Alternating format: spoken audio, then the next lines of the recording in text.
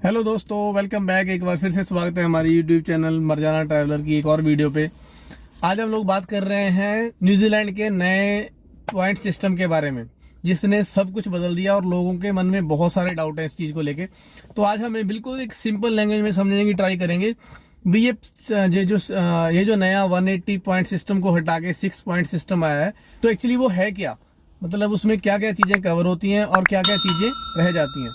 तो देखो, सबसे पहले क्या है, 6 पॉइंट सिस्टम में आप समझो भी इसमें मेनली 3 कैटेगरीज हैं। सबसे पहले है आपकी रजिस्टर वाली, जो आप रजिस्टर हो, मतलब किसी में रजिस्टर, आप नर्स हो, आप रजिस्टर कोई और जॉब कर रहे हो, जितने भी इनके लिस्ट में आते हैं वो, आप उसमें कोई सी भी रजिस्टर जॉब कर रहे हो, तो उसमें आपको कितने साल का एक्सपीरियंस है, आप कितने साल से रजिस्टर हो, उसके हिसाब से आपको पॉइंट मिलेंगे। जो इनकी इमिग्रेशन की साइट पे लिखा हुआ है उसके हिसाब से, अगर आपका रजिस्टरिंग में 4 साल का एक्सपीरियंस है तो आपको 4 पॉइंट मिलेंगे, 3 साल का है तो 3 पॉइंट मिलेंगे, अगर आपका 6 साल का एक्सपीरियंस है उसमें तो आपको 6 पॉइंट मिलेंगे।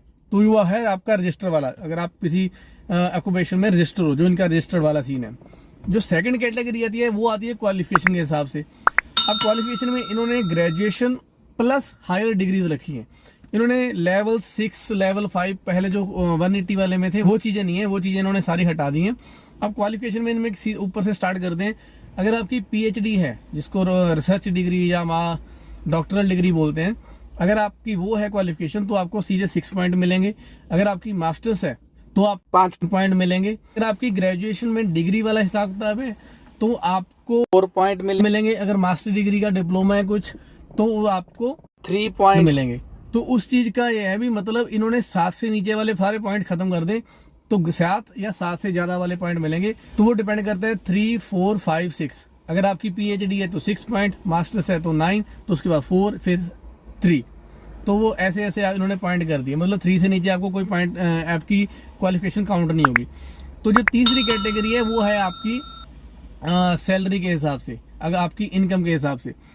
यहाँ पे जैसे मीडियन वेज है, मिनिमम वेज यहाँ पे अभी चल रहा है 22.6 के आसपास, और जो मीडियन वेज है वो है 29 पॉइंट समथिंग।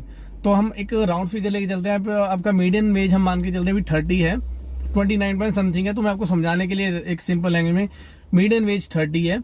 तो इन्होंने इनकम के हिसाब से कर दिया भी भाई, अगर आपकी इनकम मीडियन वेज का 3 गुना है, 3 गुना मतलब 330 इंटू 390, तो अगर आपकी $90 के आसपास पर आवर सैलरी है तो सीधे आपको 6 पॉइंट मिलेंगे। अगर आपकी 2 गुना है, मतलब 30 इंटू 2 60, तो अगर आपकी 60 के आसपास है तो आपको, मतलब थोड़ा बहुत, क्योंकि हमने 29 को राउंड ऑफ 30 में किया है, तो उसके आसपास है, मतलब डबल है उसकी मीडियन वेज की, तो आपको मिलेंगे 5 पॉइंट। तो अगर आपकी है मीडियन वेज की 1.5 गुना, मतलब 29 पॉइंट समथिंग या 30 पॉइंट 44 के आसपास है, तो आपको मिलेंगे 4 पॉइंट, 4, 5, 6, बस इतने ही पॉइंट। 3 कैटेगरी में डिवाइड कर दिया।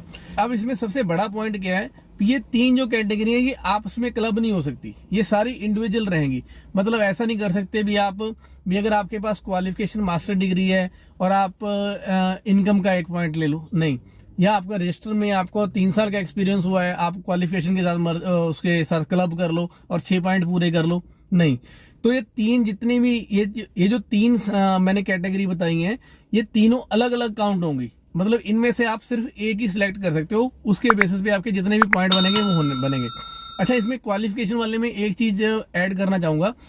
अगर आपका न्यूजीलैंड का क्वालिफिकेशन है तब तो वो आपको डायरेक्टली काउंट करेंगे, बट अगर आपका न्यूजीलैंड के बाहर का कहीं का है तो एक इनका है New Zealand qualification NZ, New Zealand qualification assessment, NZQA।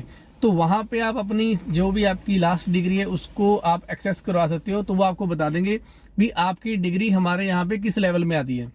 Suppose करो आपने इंडिया से मास्टर डिग्री कर रखी है, तो यहाँ पे आप NZQA करवा लो, तो बता देंगे भी आपकी जो मास्टर डिग्री है वो यहाँ पे लेवल 9 में आएगी, 8 में आएगी, किस पे आएगी। तो उस हिसाब से आपको वो पॉइंट मिल जाएंगे, आप काउंट कर सकते हो। तो आप तीनों में से कोई एक कैटेगरी सिलेक्ट कर सकते हो। तो अब इसमें दिक्कत क्या है, सपोज करो आपने मास्टर डिग्री है आपके पास, आपके 5 पॉइंट हो गए, तो बाकी का 1 पॉइंट आप कैसे अरेंज करोगे। तो क्योंकि वो मास्टर डिग्री तो मास्टर डिग्री की, अब सारे तो पीएचडी करने से रहे, और सबकी सैलरी भी इतनी नहीं हो सकती $90 पर आवर, या सबको 6 साल किसी रजिस्टर्ड ऑक्यूपेशन में काम करते भी नहीं हो सकते। तो अगर किसी के इन तीनों में से कोई एक कैटेगरी सेलेक्ट करने पे अगर पॉइंट एक आधा कम रह जाता है, 1-2 पॉइंट कम रह जाते हैं, वो पूरे कैसे करेंगे? तो उसके लिए उन्होंने क्या किया, एक फोर्थ कैटेगरी बनाई है। उसमें क्या किया भी, अगर आपको किसी भी स्किल्ड जॉब में किसी भी स्किल जॉब में एक्रेडिटेड एम्प्लॉयर के पास जितने साल का एक्सपीरियंस होगा उसके हिसाब से आपको पॉइंट मिलेंगे। पर उसमें एक प्रॉब्लम क्या है भी, अगर आपको 1 साल का एक्सपीरियंस है तो 1 पॉइंट मिलेगा, 2 साल का एक्सपीरियंस है तो 2 पॉइंट मिलेंगे, 3 साल का एक्सपीरियंस है तो 3 पॉइंट मिलेंगे। पर 3 साल से ज्यादा जितने भी साल का एक्सपीरियंस हो, पर आपको 3 पॉइंट ही मिलेंगे। सपोज करो आपको 6 साल का एक्सपीरियंस है तो आपको 3 पॉइंट मिलेंगे। 3 पॉइंट आप वहां से ले सकते हो, और 3 पॉइंट आप किसी अपनी क्वालिफिकेशन को दिखा के ले सकते हो। आप कहीं पर रजिस्टर जॉब करते हो वहां से ले सकते हो। आपकी सैलरी 45 के आसपास है, 3 पॉइंट वहां से मिल जाएंगे। ऐसे करके आप मतलब फोर्थ एक अलग है, प्लस तीनों में से एक, इन 2 को आप क्लब करके अपने 6 पॉइंट पूरे करके पीआर के लिए एलिजिबल हो सकते हो। तो ये है नया पॉइंट सिस्टम। इसमें काफी चेंजेस आए हैं, तो मैं एक नई वीडियो बनाऊंगा जिसमें इन दोनों को मैं कंपेयर करूंगा, पहले वाले सिस्टम में और अब वाले सिस्टम में भी क्या क्या चेंजेस आए हैं, क्या पॉजिटिव चेंज आए हैं, क्या नेगेटिव चेंजेस आए हैं। आप इस चीज का ध्यान रखना जब भी आप न्यूजीलैंड आने का, जो भी आने का सोच रहे हैं या जो आने का प्लान कर रहे हैं आगे, या जो इस प्रोसेस में है भी, आप कौन सी एजुकेशन ले रहे हो, क्योंकि वो आप बहुत बड़ा रोल प्ले करेगी। जो भी आप एजुकेशन, जो भी आप क्वालिफिकेशन लेने आ रहे हो यहाँ पे, क्योंकि पहले क्या था, लोग छोटी तो लेवल 6 या लेवल 7 लेके आ जाते थे। अब उसमें आप ट्राई करो हायर एजुकेशन लेकर आओ यहाँ पे, है ना। और दूसरा पॉइंट क्या है, अब ये भी मैटर करेगा भी आप, क्योंकि पहले क्या होता था, सिर्फ वीजा लगाने के लिए लोग कहीं भी जॉब कर लेते थे, कोई भी एम्प्लॉयर किसी का वीजा एक्सटेंड करवा देता था। तो अब उसका पीआर लेने में कोई हेल्प नहीं होगी, क्योंकि आपको स्किल्ड में ही, आपको एक्रेडिटेड एम्प्लॉयर के पास ही काम करते हुए टाइम होना चाहिए, तभी वो आपका एक्सपीरियंस काउंट होगा। 1 पॉइंट, 2 पॉइंट, 3 पॉइंट तक मिलेंगे। क्योंकि इसका रीजन क्या है, क्योंकि अगर आप 5 साल तक पीआर नहीं होते हो, क्योंकि आपने अगर 5 साल में ये सब कुछ नहीं किया, 5 साल में पीआर नहीं होते हो अप्लाई करने के बाद, तो आपको 12 महीने के लिए, मतलब 1 साल के लिए न्यूजीलैंड से बाहर जाना पड़ेगा।